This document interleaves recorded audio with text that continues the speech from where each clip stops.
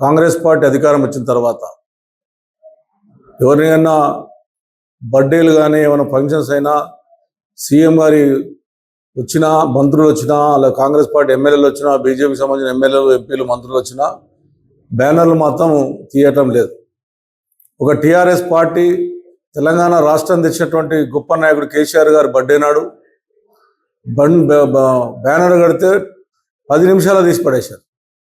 నా బర్త్డే పెడితే 2 సంవత్సరాలు నా బర్త్డే నాడు కూడా కూకట్పల్లిలో 10 నిమిషాలు రాత్రిలో తీసేశారు.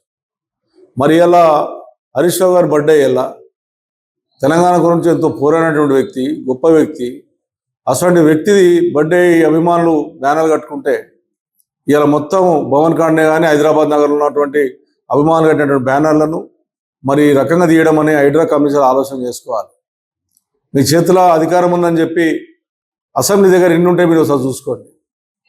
కాంగ్రెస్ పార్టీ కార్యాలయం దగ్గర ఎన్ని ఉంటే ఒకసారి చూసుకోండి. బీజేపీ కార్యాలయం దగ్గర ఎన్ని ఉంటే చూసుకోండి. మీరు చోటబాయ్ బడాబాయ్ ఏమో ఉంటాయి, మా ఏమో తీయడం అనేది ప్రజాస్వామ్యం మంచిది కాదు. హైడ్రా కమిషనర్ గారు మీరు ఒకసారి ఆలోచన చేయండి. ఇది చాలాసార్లు చెప్పి చూసామేమో, ఇది మంచిది కాదు.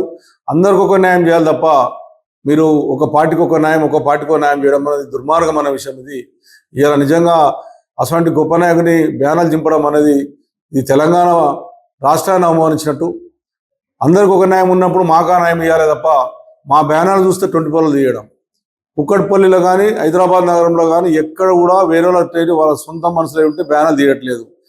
టీఆర్ఎస్ పార్టీ జెండా కనబడితే తీస్తూ ఉన్నారు.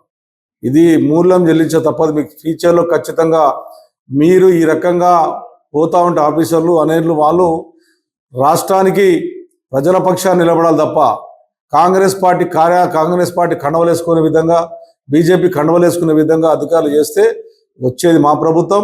మీకు తగినటువంటి శాస్త్రం జరుగుతుంది. ఆఫీసర్లు ఆలోచన చేసుకొని చెప్పి తెలియజేస్తా ఉన్నాను.